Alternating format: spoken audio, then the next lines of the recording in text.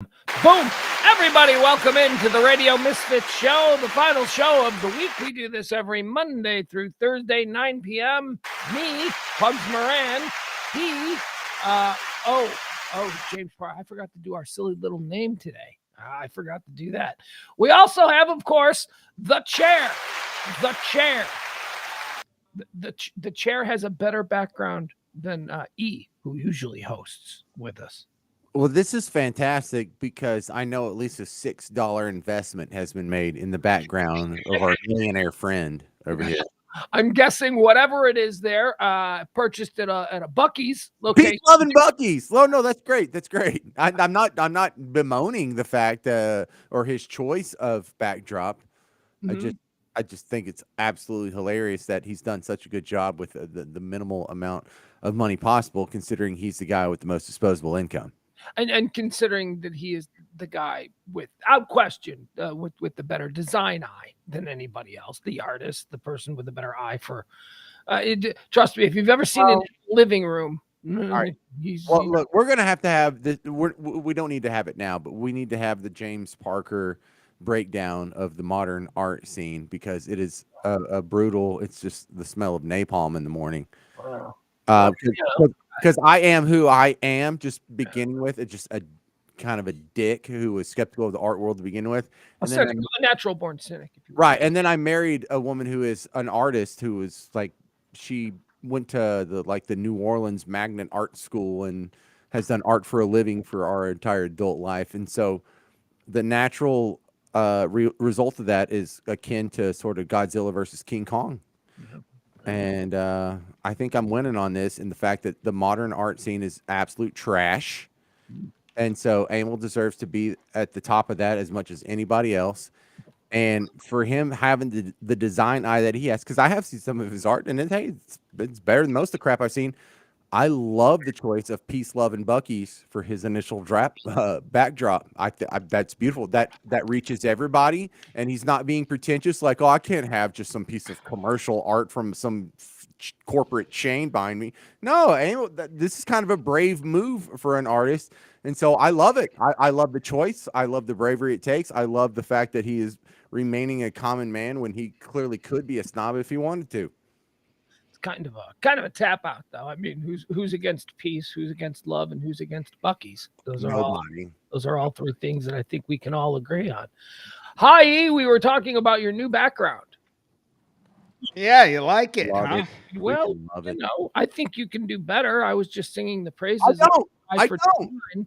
And James was basically saying, no, that's fine. That's the best as we can expect from you. And I'm like, no, I don't think so. If he really wanted to have the best background, he would figure out a way to make it the best background. I would rather have this $6 flag behind him than an original Jackson Pollock. Well, I bet he'd rather have an original Jackson Pollock hanging right there, right? Why? I know. I'd be rooting for him to have the original Jackson, but yeah, I see your point. You're trying to show that you're not a sophisticate. You don't play the art game, and that's all it is. It is a game. It's absolutely a game. See, I hate it when you phrase it like that, because while you're not wrong, it makes it sound like I'm just a contrarian who I'm above the art world, and these people with their little splatter paint is just beneath me. You just don't get into that kind of stuff. There are people who get into that kind of stuff. There's stuff that you get into that other people would probably be like, oh my God, that's not my thing. I don't understand that.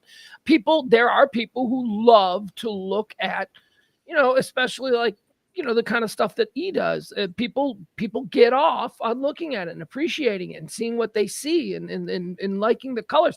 And in the case of a lot of the stuff, especially in the case of the stuff that he does, man, that shit just goes with really nice living rooms. You just hang that stuff in a living room and you can throw some throw pillows. It ties everything together. I don't know. Am I wrong, E? I mean, I'm just fortunate that people buy them. It happens, and I stop when I like them, and yeah, it works. Well, you don't have any great pretension about it all. You don't pretend like, well, I don't know, maybe you do. I shouldn't put words. No, and that's what I like about the flag behind him is clearly he doesn't have any pretension about it all, and that is what is sorely lacking in the art world, because when I go to like these art galleries or these art auctions or these things my wife drags me to because she is a for real artist, I always feel like the Emperor's No Clothes kid being like, no, this is splatter paint. And they're like, isn't this beautiful? This guy ran over a canvas with paint on his bicycle wheels. I'm like, that's trash. My 9-year-old could have done that. My 9-year-old, if he had attempted to do that, would make a piece of art that's indistinguishable from this. So while you may think it's a good idea or whatever, it requires no technical expertise, no skill, no training, no real forethought, or even envision, trying to make what is in your head happen on the canvas. No, you just splatter paint with just some random new vehicle, and that's supposed to impress me. And the people that are impressed by them, I look down on you too. Well, I I thought the Bucky's towel was a good start, and I got some recommendations yesterday that the blinds that were in my, where the microphone is located here, that the blinds needed to be out of my backdrop. Okay, so I had input about that. And so when I started to think about it, I was like, well, I need to position this, where it's making a nice backdrop. So now I've got the microphone kind of where I like it now to the right, so it looks a little bit odd. There we go. That's a good part of it right there. And then you got the Bucky circle just making it in underneath the frame. And I think there now where the peace sign is, I'm going to bring in some three little cool art pieces like Pugs had behind his thing. I think I'm going to lay them back in there, and then that'll be my Oh, it'll be. backdrop. I'll look forward to that. That looks fantastic. All right, look, we've got limited time today. This is the final show of the week. Why? What? I was going to add time today. But just don't derail us any more than we already are. Okay, so you guys are having some fun today. You want to kind of loop me in on what's happening here? I ignore this absolutely irritating as hell group chat that I've found myself in with you guys and Oh, shut up. a couple other people in there. No, you guys tend to have the bulk of your conversations during my noon show when my phone is plugged in, and every time you guys have a conversation back and forth, it goes bring bring. So I'm not all caught up. Explain to me what you guys are doing starting at like 6 o'clock this morning. All right, look, folks, I don't know about you, but should you ever have the pleasure of being woken up at like 6 a.m. or something, I don't know, it was early, 6 a.m. by Emil texting, I have an idea. Oh, you should all be so blessed. That is the way to start your day when Emil is in charge of an idea at the crack of dawn. So that's what we all woke up to this morning, like about 8:30 is when they first started coming in. So, what is this idea? Walk us through this, because apparently there are uniforms. I don't know what's happening. Somebody loop me in and No, we're not telling anybody anything because this is all going to be a surprise tomorrow. Oh, is it? Oh, okay. Is it? I don't know, Emil. I mean, do we even tell them what's going on? Well, I don't know. I thought you were leaving a cryptic message, so I was going to ask you about that. What was the cryptic message? I haven't done it yet. I've kind of been occupied, but it's not too late. Okay. Yeah. Yeah. Well, I mean, why can't we talk about it? Yeah, I think we can talk about it here. I mean, come on. Okay. Like, Fair enough. it's not like, what are they going to do about it? Like this late at night? Yeah, they're not paying attention. No one's paying attention. How many people are watching this? Like 6? No one cares. All right. So tomorrow, the Freak, our friends, our mutual friends from 97.1 The Freak are going to be having their semi-regular Friday remote from this place called Foaling, the Foaling Warehouse, or Foaling at the whatever, in Plano. And we're going to go there. And so we were on last night's show looking into what the hell foaling is. And it's a cross between football and bowling. You set up bowling pins and try and knock it down with the football and whatever. But we decided as the Radio Misfits, we were going to go on a mission. We were going to lay down and challenge them, where, and much in the way the devil went down to Georgia and challenged Johnny for a fiddle of gold against his soul. We're going to challenge them a pipe of gold against their soul, or at least against their fouling abilities. Foaling abilities. I said that wrong, didn't I? And so if they win, not only do they get this shiny pipe made of gold, they also get to be get an all expenses paid trip to the All right. Amel weed farm for harvesting time. You're gonna like conscript them as like daily. 3 day trip, a 3 day trip to an Oklahoma ski resort and weed farm. You're enlisting them as day laborers, right? No, they should be so Yeah, honored. yeah, This it's is all expenses paid trip. James, this is a prize. You're gonna ride in the back of a pickup truck for This is 400 miles. this is Tom Sawyer 2023, Yeah. and it's so stupid. It's gonna work beautifully. Like if you picture this not as, hey, we need some friends to go out and So- harvest all this weed. If you package is that you're gonna get an all expenses paid James, trip to okay, harvest weed. James, okay, so what is the first rule of radio promotion in gaming? It's the rule of KISS, right? Keep it simple, stupid. All right, pitch me on this. Pitch me on this. Keep it simple, stupid. What All right. Well, let me go. I wanted you to are not have. going to keep it simple. That's why I asked James. No, I have got it down to simpleness. I am going to do a big reveal Mhm. of the pipe, What is the pipe? What is this? the now? gold pipe. The gold pipe. The winner of the following match gets the gold pipe. Bowling match between who? We're going to Whoever challenge wants the to downbeat. play us. We're challenging the downbeat. We're going to put Oh. the pipe on the table, and they're Or Ben on and the line. Skin. We could challenge Do them. we even know how to play this game? Hell no, but I've got tools that'll help us win. And neither do they. We don't know. That's how to our play advantage. this They game. don't know either. All right. So just so We've got uniforms too. We've got shirts. we are going to big ball it. We're going to walk in there as the presumed world champions of fouling, and we possess Yes. the magic pipe, the polling, whatever we're calling it.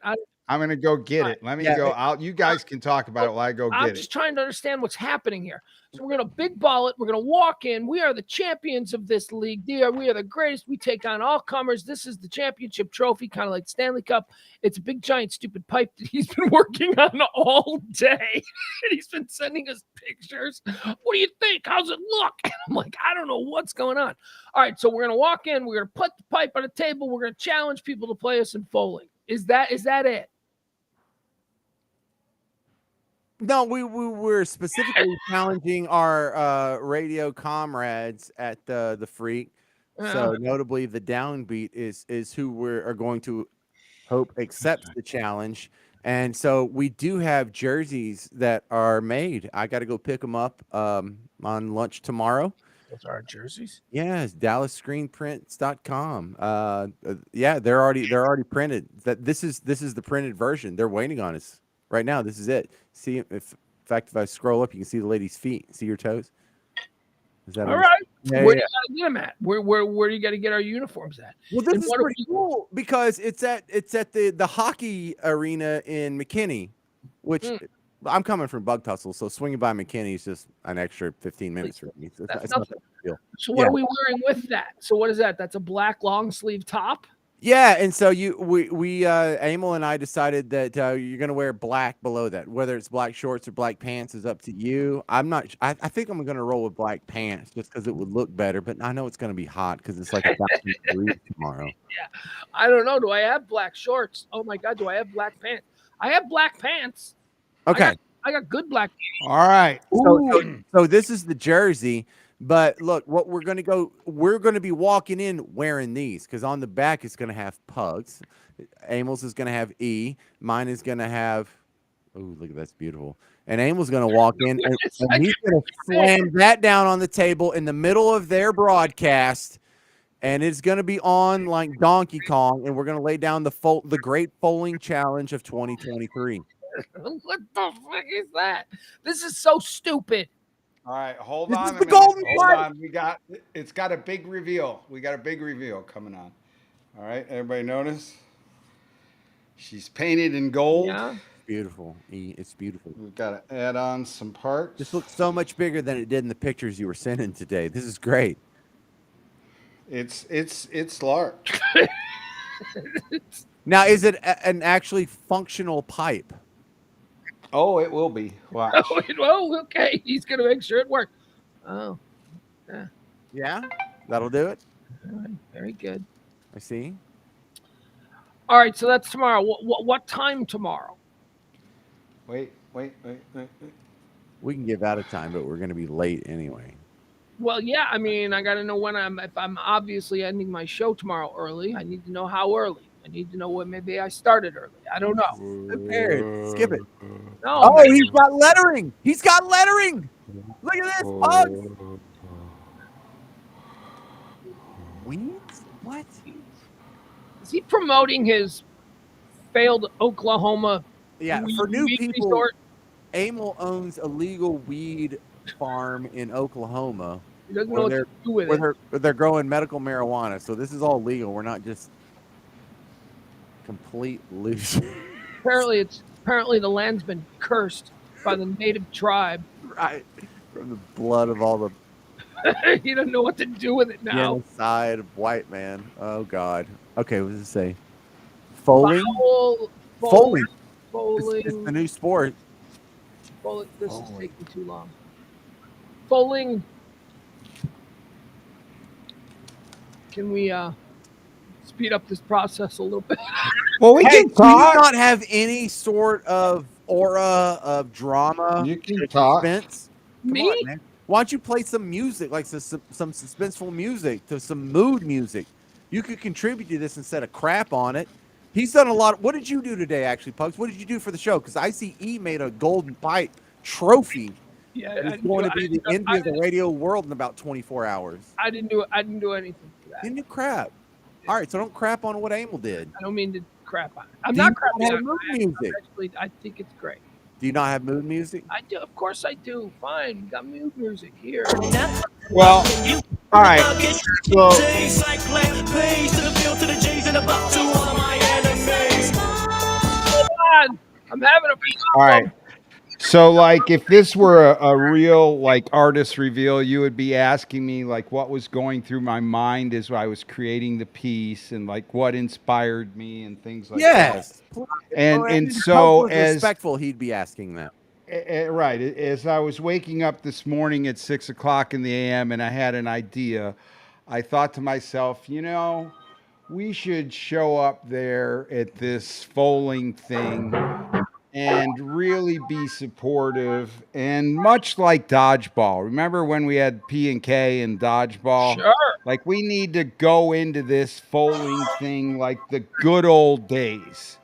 A team of foalers that they would want and to support their first event. And they have a foaling league. Did you notice that? That's starting up in July. Did. I was all over the website. Right. And so this looks like we could maybe be into something, right? And so me being a guy that likes to combine things and do things like quilt like, I thought that foaling was the sport. It's taking football and bowling and they're making it into a combined sport. And so yes, Pugs, you're right. I do have this weed farm that I'm invested in Oklahoma. And I'm trying to think to myself, what could I do with it? How could I make this weed farm different? And so then I came up with a foaling shoot, Pugs. I don't know what that is, but I am down. All right. And so the foaling shoot, Pugs, is something that when you go there, what do, James? They drink, right? There's a fair amount of drinking expected at the Foaling Warehouse. Yes, in Right. Plano. Right. So you would need then, if you had a foaling shoot, okay, and you pay attention to the end, you would need then a nozzle at the end made of rubber, which I've now installed. With a hose clamp? With a hose clamp. It's all so stupid. Could we build a water slide? I'm thinking like a foaling tube water slide for the kids. Uninsured. Rickety, I'll put it together. All right. Now, notice, Pugs, this is the key ingredient. This is the one.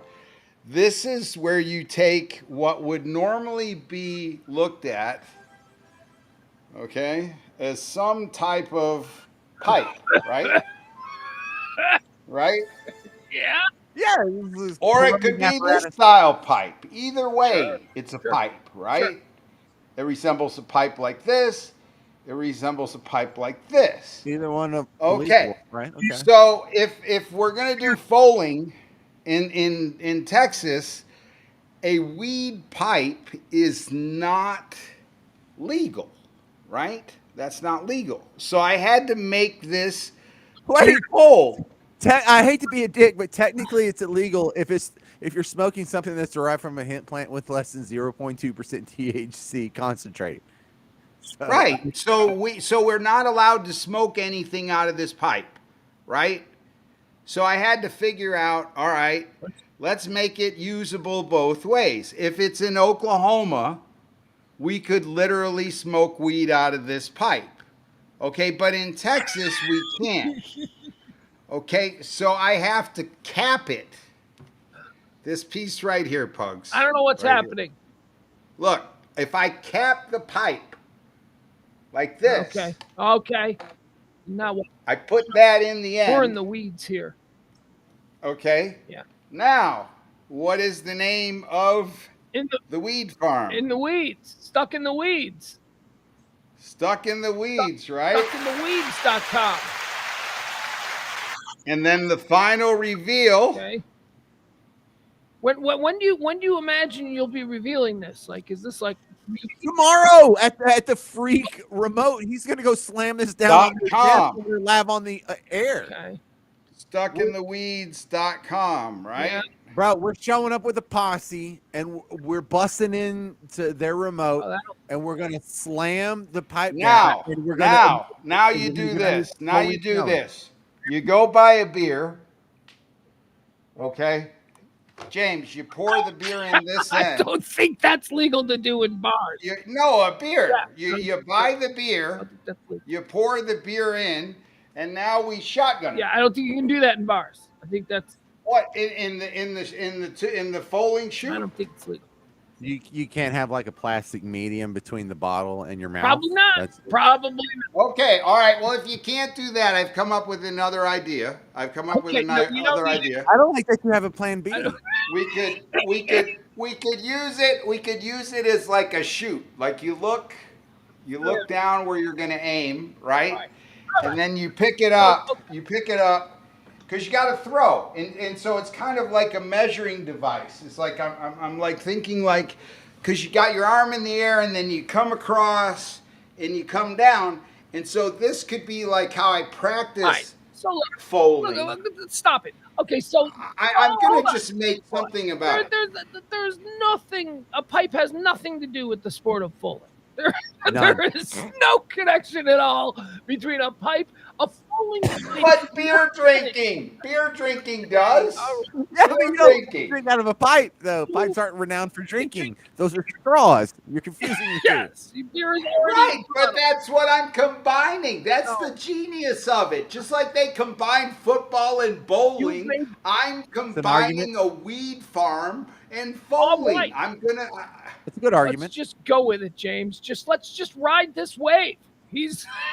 Let's just go. He's obviously thought about it more than we have. I like the people out there. Who are busting their hump for like $11, $12 an hour, trying to get through this day, and they managed to like get through. And if they worked a 10-hour day, maybe they made $100 or something. And I figured this is mine because on my numbers on my outfit, James, are what? 00. Notice how I put the chute. This is all very thoughtful. Yeah. As dumb as it looks, it is a very well thought out and many layered trophy that he has in his hands there. I mean, that's why it's just funny because I have some friends who were just grinding out life and just getting kicked in the teeth every day and just barely eking out an existence. My millionaire friend over here spent his day at Home Depot getting some PVC and some gold spray paint so he could make a fake weed pipe to promote his pot farm. Or it could be a Great, straw. man. Look, You're my this could be favorite. a straw too. Yeah. I like that. I like You it. see the bugs.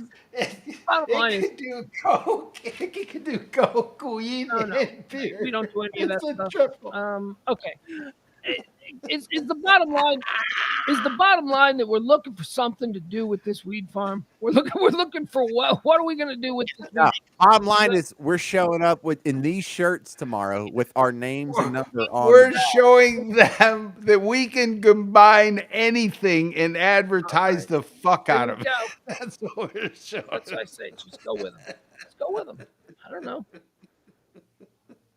So this is what we're looking at, Pugs. So this is what we're doing tomorrow. And hey, by the way, if y'all want to come out and check out this absolute S show, the shit show, it's going to be at the Foaling Warehouse in Plano tomorrow because the Freak is doing the double remote with the Ben and Skin show and the Downbeat, of which we're all huge fans. And so we're just going to go try and interrupt and just shoehorn a little self promotion in there.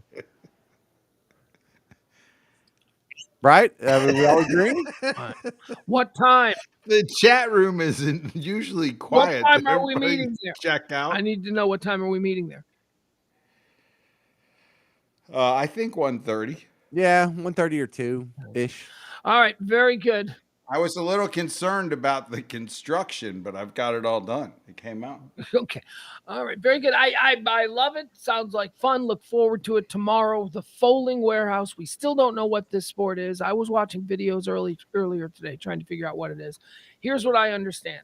It's two teams of up to 5 people, but it doesn't have to be 5. You can be 2 people against 3. It can be 1 person. No, it can be 2 people against 4. You know what I mean? Anyway, maximum of 5 people per team. One team is on one side and the other team is on the other side. Both of them are standing next to a bunch of pins arranged like bowling pins. There is one ball. You throw the ball back and forth. Apparently, you're trying to knock the other people. I don't know. That's where I get lost. I don't understand the sport. Do you guys know any more than that? Yeah, from the news report that I watched, it looks like all you have to do is knock that red pin off. And whoever knocks the red pin off first wins. That's called a bonk. Okay. And that's like the rarest thing. That's like looking at baseball and going, all you got to do is hit an inside the park home run. That's a very rare thing. Yeah, they called it a bonk. So yes. And it's never happens. Nobody ever does that. Because what is it? What's a bonk? A bonk is when you hit the red pin in the middle off first without knocking any of the other ones off. And it's like impossible to do. Oh, without knocking any of the other ones off. I thought it was just when you got the red one off, you were good to go. You have to get all 10 of them. I don't know. I am not an expert. I don't. And what happens if you get a bonk? I don't know. It's game over. It's a good thing. A bonk is a good thing. I know that. That's all I know. You're supposed to know this because this is like a Midwestern thing that just made its way. No, it's not. It's a stupid bar Olympic thing that was. No, this does not look like anything I've ever seen before. I've been watching videos on YouTube. What, my pipe or the game?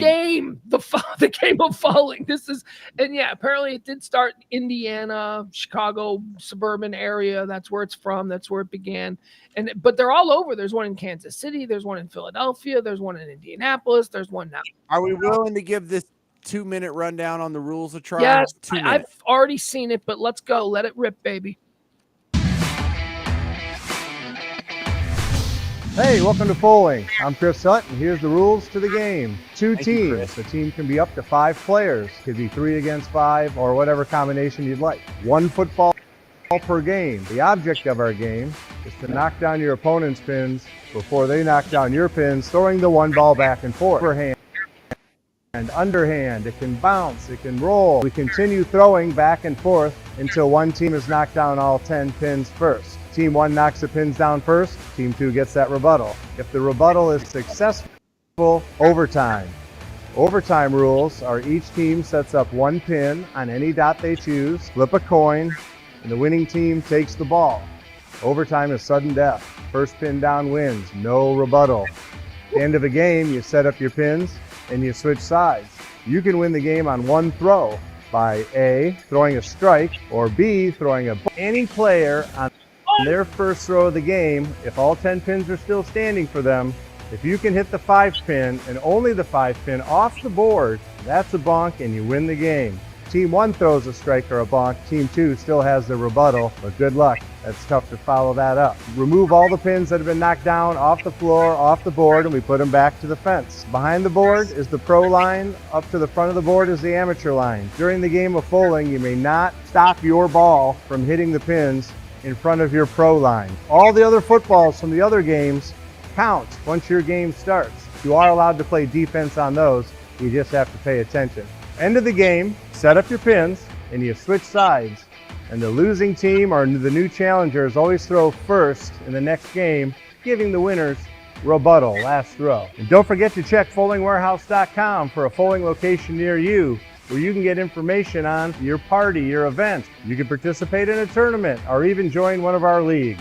Now that we've learned all the rules of foaling, it's time to flip that coin, get the game started, and foal on.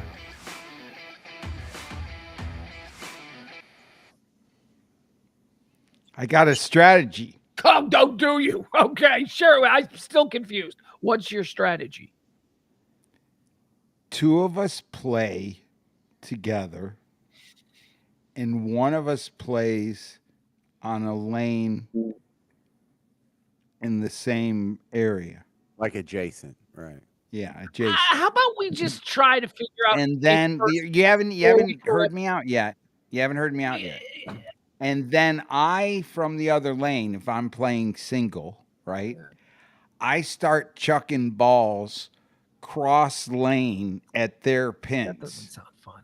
Now you're which they're not going to suspect is going to happen, but the balls count. And they just said they count, and they could have the ability to play defense. Right. So, and then, I know what you're saying, because then after this Pugs, then we'll burn down the roller rink twice and collect the insurance rape money. and pillage our way through Plano. no, my point is, in terms of if it's knocked the 10 pins down, right? We don't even know how to play the damn game, and you're already having us cheat. Yeah, no, we're not cheating. We're playing within the rules. The point is, your initial reaction is, how do we rig this sucker and we can just We're not rigging it. We're playing with strategy. It's like, you go in and Jimmy Johnson's a better coach than Barry Switzer because he understood how to beat the system. Boys, settle down. Don't worry about that. You just sit there and you look pretty, because I've been watching these videos all afternoon. That's about the 3rd time that I watched that video, but thank you, James. I kind of understand it a little bit more now. Boys, you got nothing to worry about.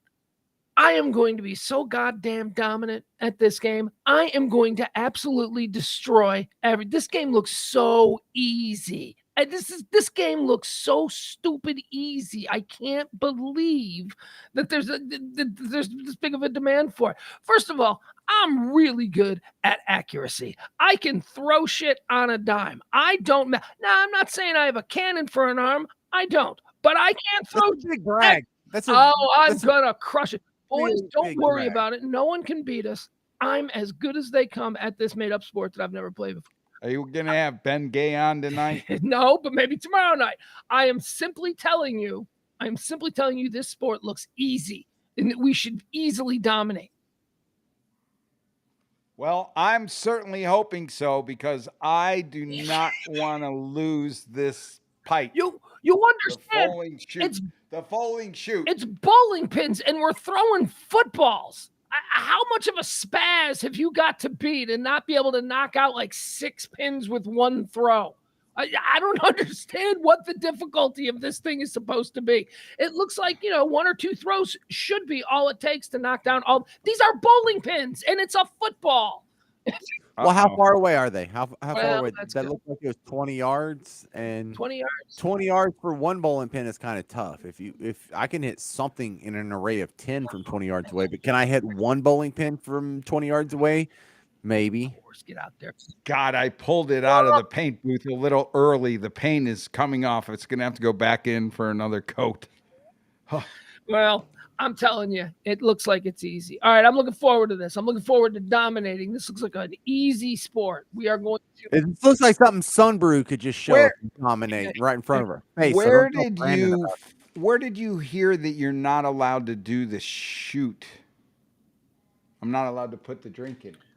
That just seems like a Texas drinking law. You have no idea the crazy drinking laws until you come from a place that doesn't have drinking laws, and then you come to Texas and you're like, "What do you mean you can't do that?" There's just a whole bunch of weird Texas laws. I bet that's one of them. Dude, after living in New Orleans 16 years, I'm so pissed that you can't walk around with the beer outside anywhere else. Like it's so intolerable once you've lived under that regime. All right, boys, I want to talk about something else. Why I feel so inspired as to me being able to chuck this ball, this fouling ball at this little fouling thing that we're going to be doing tomorrow. Bowling. Is it fouling or foaling? F-O-W, Bowling with an F. Fouling. but it's F-O-W-L, right? Well, they still say it fouling. It's bowling with an F. That's foul. It's just bowling. It's foul. F-O-W-L, that's foul. Hey, they pay good money to the free. All right, Foley. Well, we'll do it the way they want it. They wanted it. All right. So there is a new. Oh, by the way, coming up on tonight's Whose is Bigger, we're going to pander towards James. James has been demanding a specific kind of category for the Who's It's Bigger. Geography? No, not geography. Football. I'm going to give you football. You suggest. Oh, I said. I suggested Russian yards. Are you doing? No, we're not doing Russian yards. But anyway, okay. All right, we are going. The category is going to be football. I'll tell you more about that in a bit. But there is a new show. It is a much awaited show. They're saying it's the new big show on Netflix, and it debuted last night. It's already #1 on Netflix. I've watched a couple of episodes. I saw 2 episodes yesterday, and I watched about a half hour of episode. I watched 2 episodes last night before bed, and then about a half hour of an episode while I was eating dinner today. The show is called Quarterbacks. Have you guys heard about this new Netflix show, Quarterback? Oh, man. So not only does this look good, but they pick probably the 3 quarterbacks who have the best storylines possible. Netflix is really smart in their approach to this. If they're trying to get to a football fan, they've got me excited. I hadn't seen 1 episode, but I saw the promos, and I have a big boner. Now, I'm 2.5 episodes in, and I disagree with you. I think they picked bad quarterbacks. But E, do you have any familiarity with the Netflix series Quarterbacks? No. Okay. None. So what it is essentially it's from the same people who did the Drive to Survive series for F1 for Netflix that turned F1 into like a global sensation because of this reality-based thing. So it's those same people with Peyton Manning, and they are now doing a Drive to Survive style Netflix sports docu-series on 3 NFL quarterbacks. And what they did was last season, for the entire season, they followed these 3 quarterbacks through their everyday, week in, week out, what it was like, through injuries, through scandals in some of their cases. They followed them. And I didn't know that they were following them, but now it's a series. And we are watching the entire season. It's 8 episodes, and you see the entire football season as seen through the eyes of Patrick Mahomes, who is one of the quarterbacks that they follow. Marcus Mariota, who, if you remember, was like, he had just gotten signed to be a starter with Atlanta after being a backup there in Las Vegas for a bunch of years. And most people thought he was over. So this was his big chance. And the third guy was Kirk Cousins. So they're following Kirk Cousins, Marcus Mariota, and Patrick Mahomes. To me, Patrick Mahomes is a no-brainer. He's fascinating. He's your #1 A-list guy, right? He's the guy you want if you can get anybody. But the other 2, I'm like Kirk Cousins and Marcus Mariota. E, what do you think of these 3 quarterbacks as far as subjects for a docuseries? I mean, I guess it would be interesting to see how they came in with a bunch of hype and how, I guess in Mariota's case, he didn't live up to it. Cousins, he kind of has. But, I've got a theory here. Well, Cousins had no hype. Don't forget, Cousins was a 3rd or 4th round pick out of Michigan State. He was drafted. Washington had just taken RG3. So it's like Kirk Cousins was drafted the same draft that the same team took RG3. So he knew he wasn't going to play. But RG3, it turned out, got hurt a lot. And Cousins had the opportunity and he shined. And now he's Kirk Cousins. Here's what I've noticed about these three quarterbacks. Okay, Patrick Mahomes. I'm going to give you a quick little rundown of each of these guys after 2.5 episodes. Patrick Mahomes is a freaking meathead. Patrick Mahomes is the guy that all he does is football. All he does is football. All he does is talk football. When the game is over and he's home sitting there having dinner with his family, he's talking about the game. He's talking about specific plays. He's talking about things he did wrong. In the morning when he wakes up, he's sitting there, he's watching film. He is just a meathead football. His wife Brittany, is this like Instagram influencer who's always trying to drag him into things, but he is football focused. Football. That's all he has. Doesn't appear to have any sense of humor. He's a football meathead. He's just football. So that's Mahomes. Then there's Cousins. Cousins is Ned Flanders. I shit you not, if you're familiar with The Simpsons, Ned Flanders. Cousins is an amazing guy. I mean, he is a guy who nobody expected anything of, and he's now 10th, 11th year in the NFL. He's been a starter, making starter money, making franchise quarterback money now for a couple of teams on a couple of different contracts. He has outperformed what anybody ever thought from him. But man, is he boring. I'll also say this about Kirk Cousins. His teammates seem to love him. His teammates truly seem to see him as really. Oh my God, yeah, he is a great leader. I got the sense of Kirk Cousins is one of those guys that's detached, because I got the sense kind of that Tyson Walter was a detached guy. He didn't hang out with a lot of Cowboys. Like, rarely did he hang out with other Cowboys. Didn't like football. Didn't watch football. Tyson didn't watch football. He did. Right. I've been under the impression Kirk Cousins was like that, because what I know of Kirk Cousins is he's been profiled in, because I've done financial shows for the last decade or whatever, talking about money and whatnot. But Kirk Cousins is the guy that continued to live with his parents after he graduated college and was in the NFL. And of course he went and he had a place in Washington, but in the offseason he went back and lived in his parents' literal basement with his literal wife, and they drove a van, not a Bugatti or Maserati or even a Toyota Tundra. They drove like a crap ass junker. Hold on though. No, they didn't drive a crap ass junker, because I heard for the first 2 years he drove the same car that he had when he got with the Redskins. Then I bet it was a really nice car, because Kirk Cousins, I happen to know Kirk Cousins comes from Barrington, Illinois, a suburb of Chicago. Barrington is one of the it's the South Lake of the Chicago area. Barrington is where Walter Payton lived. It's where Michael Jordan lived. It's like it's mansions. I don't know Barrington. Kirk Cousins comes from money. So even though, yes, it is interesting that he lived at home with his parents, it was probably a mansion. It was probably a Barrington. It was so affluent. Yeah. Well, that helps. Thank you.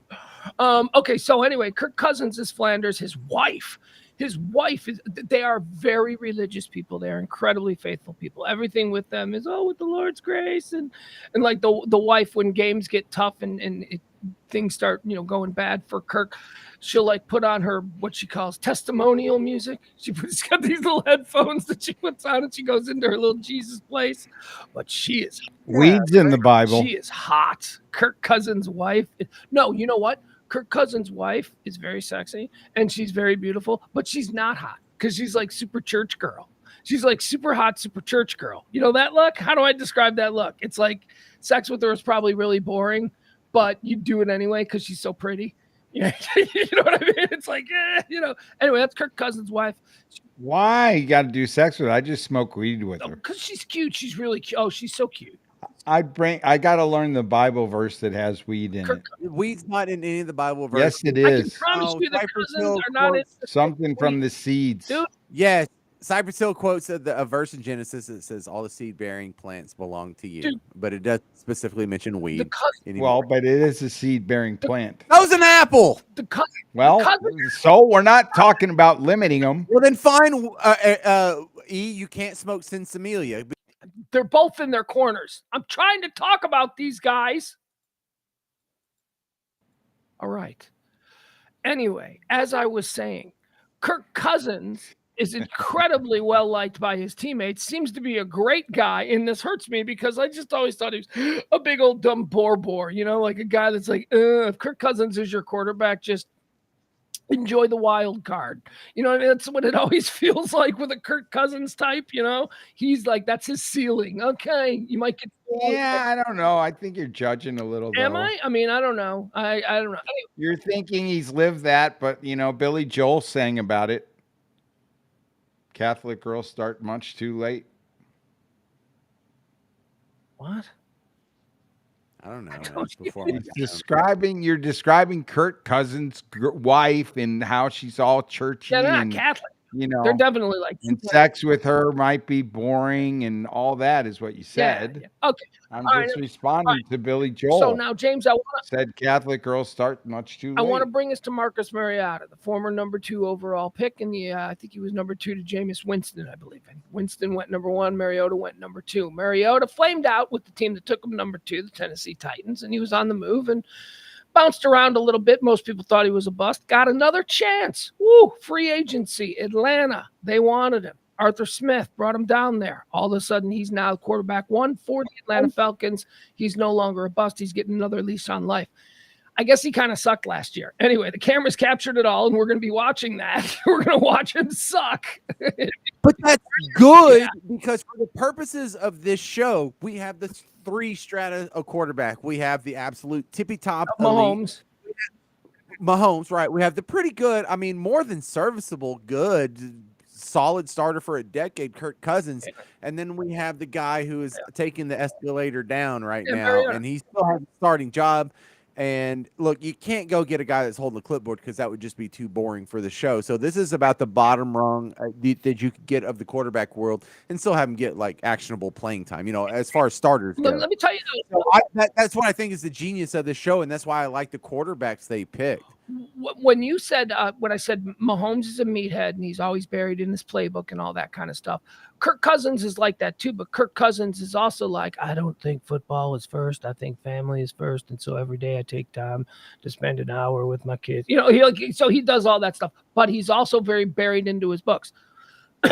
Marcus Mariota, to me, doesn't strike me as someone who wants to be in the NFL. Marcus Mariota seems to me like he's a guy who had all kinds of natural ability. He got paid, and now he's like, this is hard, and I don't know that I really want to do this. He seems like the one that's totally detached. He also seems like the one I would like best. Like, he seems like the most normal guy. The other ones seem like crazy driven competitors who are performing at the highest level. And Marcus Mariota just seems like, you know, that cool guy your sister dated in college, you know. And I also, here's a theory. Marcus Mariota seems depressed. He seems very depressed. He seems unhappy with, you know, he's quiet, he's soft-spoken, he's not really outgoing. He has a relationship with his best friend from college who he has made his cook, and he lives with him and he cooks for him. And I'm just saying, I think Marcus Mariota might be hiding something. I think there might be a reason for Marcus Mariota to be all inside his own head. I'm just saying. And I didn't hire my best friend from college. They have a strange relationship, and there was an exchange where they said some things to each other that I thought, that's interesting. There was like, I don't know, it just was odd. And Marcus Mariota's married, and he got married young, and he got married to a girl that he met in college. And this girl that he met in college, first of all, Marcus Mariota is very handsome. And whenever you see a very handsome man who's also an NFL quarterback, and you look at his wife, and you're like you feel like I could get his wife. You know, she doesn't look like NFL quarterback wife. What? She's 7. You know what I mean? Like she doesn't. She's way under your age limit. That's not what I'm talking about. I'm talking about you would expect Marcus Mariota, the Heisman Trophy winner, a really good-looking guy from Hawaii, quarterback, and a top pick in the draft. He might be with a supermodel. Okay, that's not who he married. And I think that also might be an indicator that he doesn't really care much what his wife looks like. If you know what I mean? I'm just saying. There's and I'm not judging. I think that's great. I would think it'd be great if he felt more comfortable with who. I'm just getting some vibes. I'm getting some vibes from Marcus Mariota is all I'm saying. Carl Nassib vibes. Carl Nassib, the only openly gay player in the NFL. Yes. If you are asking me directly, I am absolutely picking up closeted gay vibes from Marcus Mariota. Yes, that is what I'm trying to say. Just to be clear. So how does And do this you compare think to he's Hard Knocks? afraid to come out? Because isn't that like kind of what it's supposed to be like now? You should just be comfortable coming out in the NFL. Well, We've already crossed that you might bridge. Isn't that what Carl Nessie wanted it to be that like? may have been the only obstacle in Carl Nassib's view, but who knows what's going on with Marcus Mariota? He comes from a very traditional Hawaiian family and culture. I don't know what the being gay is like in that culture. So who knows? He might be dealing with any number of things. Whether or not the NFL accepts his lifestyle might be the least of his concerns. He might be worried about how his mom feels. You know what I mean? So who knows? Right. How does this I compare to mean, Hard Knocks? is it like okay to say that you get a vibe from somebody that you know is a heterosexual, at least publicly? Why wouldn't it be okay? I don't know. In today's LGBTQ whatever, are you putting somebody in a spot? Bro, I'm sure somebody's offended, but we're still allowed baseless speculation. Yeah, wait, hold on, wait a second. Let's break down what I'm doing.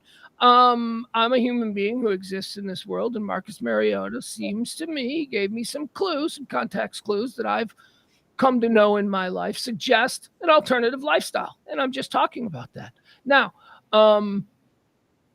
If you think there's something wrong with that type of lifestyle, then that's on you. I'm not making that judgment. I'm just telling you the vibe I'm getting off of them. If you have no, and I'm not saying there's anything wrong with it. Are you allowed in today's society to put somebody in a category that you think they might be? Or isn't that the whole thing? You can't tell me who I am. I can tell you who I am. So if I'm saying he's saying he's a heterosexual, he's a heterosexual. You can't challenge that. Okay, that's fine. I don't know. I'm asking more so than I'm saying. I certainly hope he doesn't allow me to define who he is. I mean, I'm just saying he seems to me like he might be closeted. That's all. There's a relationship there that is unfolding between him and his best friend, the cook, and there's an odd coldness between him and his wife.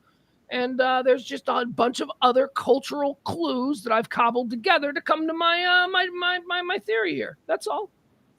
Okay. There's no judgment whatsoever. Hey, I have the same radar go off on different individuals. I just wouldn't know if I'd be so comfortable as to say it in today's time. That's what I find interesting. Why would we feel? What is it about today's time? Sounds like I'm being super inclusive by not even raising any job. All right, let's move on. Let's play a game. We need a sorbet. A palate cleanser. That's exactly what we need. Points for E for knowing what sorbet is. All right, ladies and gentlemen. I bet you they could serve this filled with beer for a certain amount of ounces. Tell everybody what we're doing tomorrow, James. Tomorrow, you can join us along with the two great shows from the Free Bin and Skin and the Downbeat at the Folding Warehouse in Plano. It's in Plano East, just east of 75 on 14th Street or something. It's our appearance. Ben and Skin and them, they're also going to be there, but this is our appearance. We are going to go hijack it like proper pirates would. We are going to go up into an existing party and take it over for our own purposes with a beautiful trophy that E is horking out of right now. The Golden Pipe, which we have. All right, so that's fine. The sport of bowling combines bowling and football, and more specifically, the art of throwing a football, of which I am tremendously talented at. I'm going to dominate tomorrow at bowling. So, James, today's edition of Whose is Bigger? That's why we play this every day. Whose is Bigger? Today's edition will deal with football.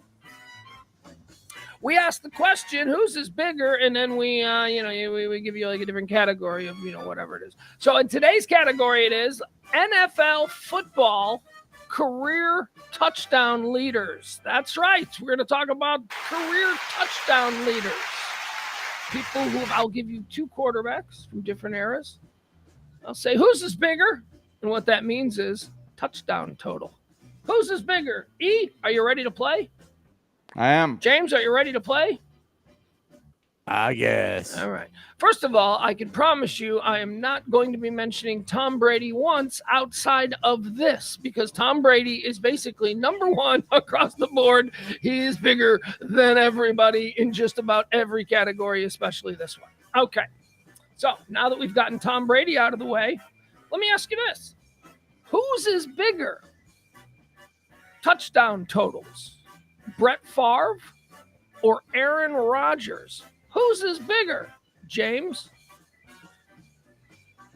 Who's got more touchdowns? Brett Favre or Aaron Rodgers?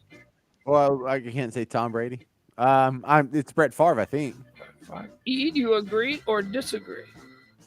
I go with Aaron Rodgers. Aaron Rodgers. Aaron Rodgers is wrong. It is Brett Favre. Brett Favre has 508 career touchdowns in the NFL. Aaron Rodgers, 475 and counting. Aaron Rodgers has a couple of years left, so. James 1, E 0. Let's see here. Gentlemen, whose is bigger in the category of touchdown totals in the NFL? Matthew Stafford or Eli Manning? Whose touchdown Holy total crap. Oh, wow. is bigger? Matthew Stafford or Eli Manning? E, we're going to start with you. Who has more? I hate to do this to Highland Park native, but I'm going to go with Eli Manning. Eli Manning. Yeah, I'm doing Eli too. James says Eli For Manning. longevity Eli sake. Manning. You would both be correct. Eli Manning has 366 touchdowns in the NFL. Matthew Stafford, 333. Gentlemen, Wow, that's closer than I thought it would be. who has more touchdowns? Whose is bigger? Dan Marino. Ooh, Dan Marino. Like that already. Or John Elway? Dan Marino or John Elway? Who has more touchdown throws in the NFL? James, I'm going to go to you first on this one. Whose is bigger? Touchdown totals. You know, this is crazy because John Elway has like back-to-back Super Bowls and Dan Marino has 0, but I think it's Dan Marino. E? Oh, this is your era. You remember Dan Marino. I'm going to go with Elway because of the difference in the amount of playoff games. Ooh, okay. All right.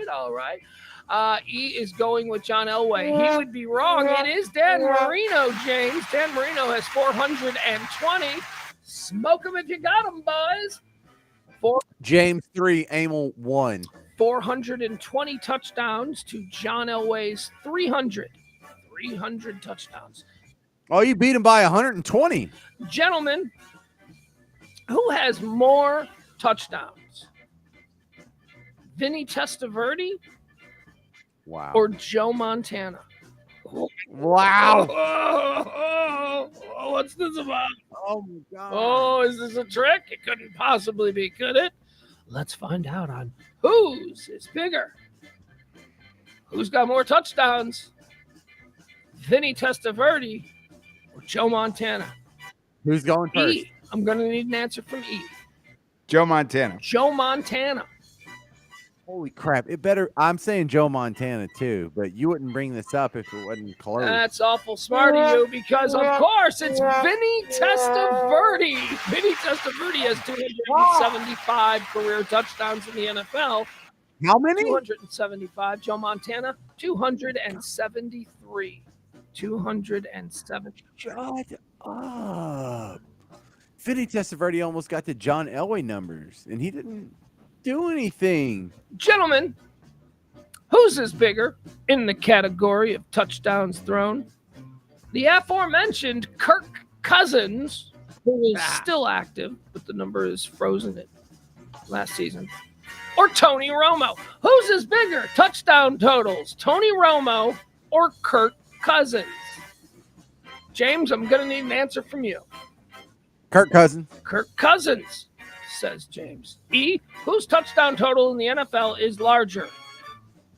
Kirk Cousins. Because I'm down 3-1, I'm going to go with Romo. You are going with Romo, and you would be wrong. Kirk Cousins has 252 touchdowns in the NFL.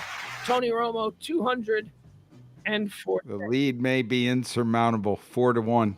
Yeah, it's 4-1. But the thing is Romo spent like his first 6 years holding the clipboard. So even though you think, well, he's already gone through his whole career and retired, he still played the same amount of seasons as Kirk Cousins has played. Gentlemen, whose is bigger as far as touchdowns go? Good old Phillip Rivers or Ben Roethlisberger? Oh. Whose is bigger? Amount of touchdowns scored in the NFL. Phillip Rivers or Ben Roethlisberger?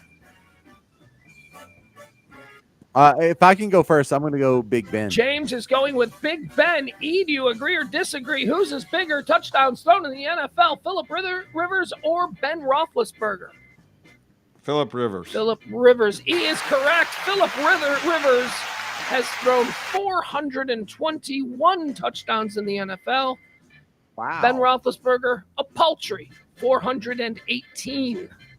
Oh, come on. That's like 3 apart. Yeah, that's what Wow. Good for Phillip Rivers. All right, how about here you go.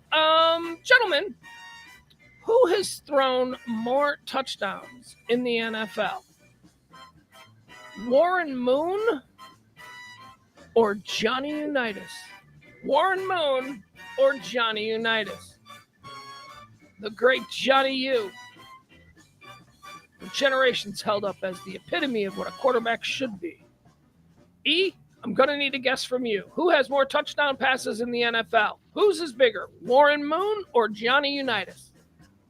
I'm going with Warren Moon. James, Yeah. do you agree or disagree?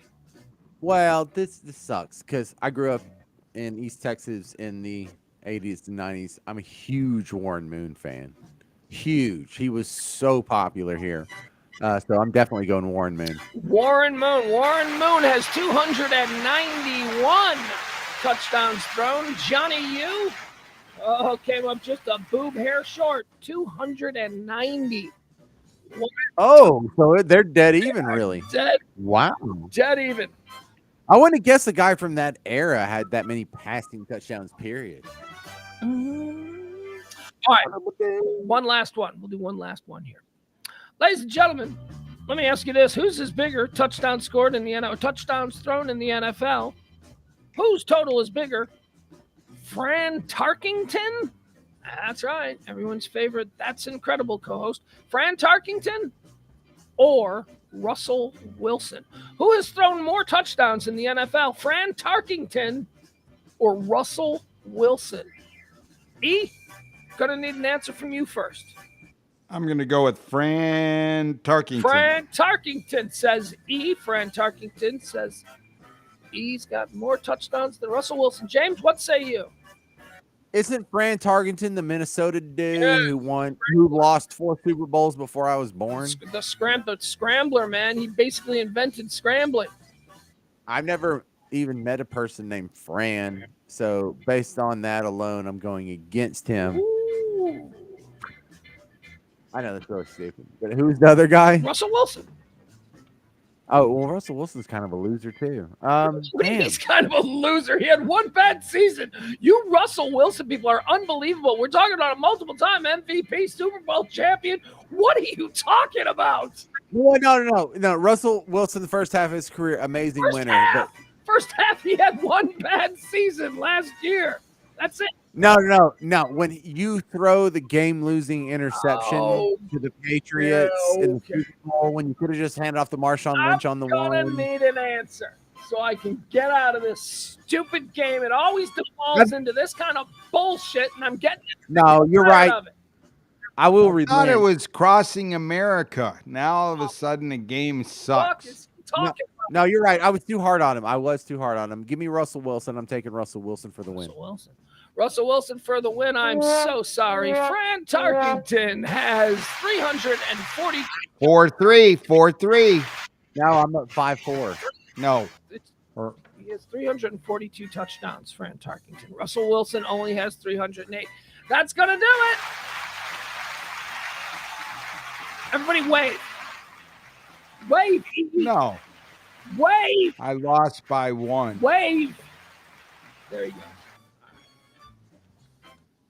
People make it so difficult just to have a little nice, low-stress game every night. I put it together.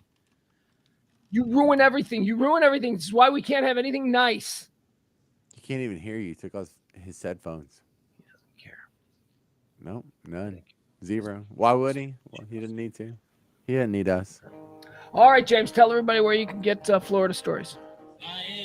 Well, my wife's grandmother is in hospice, and yeah, so I'm encouraging her to try and consume as many episodes of Florida Stories as she can before she departs this beautiful world and is rejoined with her loved ones from years past. And in this very somber, serious moment, y'all should probably do the same. Go ahead. On the off chance that she passes, because she's in hospice, she's gonna pass. So it's not really an off chance. When she passes, they're probably going to put out a whole bunch of pictures of her, and like there's going to be pictures of her when she's younger. You need to take some pictures of her when she's younger, and then we'll show them on the show, and we'll do your mom or Charo with your dead aunt. Oh, she's way hotter than Charo. Really? Okay, prove it. You bring some. Yeah, this woman in like 1958 was Charo. Yeah. She's from Mexico. She's from the Yucatan Peninsula. She has blonde hair and blue eyes, but she's very Hispanico. Yeah. What is that game again? What's the game we play? What's it called? Your mom or Charo or your mom. And what are the rules here? How does that work?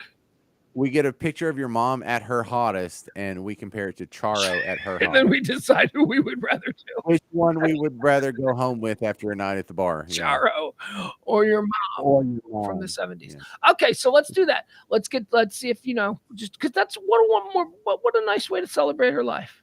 Bye. No, and Barney's right. Now that I ran my mouth, I do need to go come up with the picture and prove it.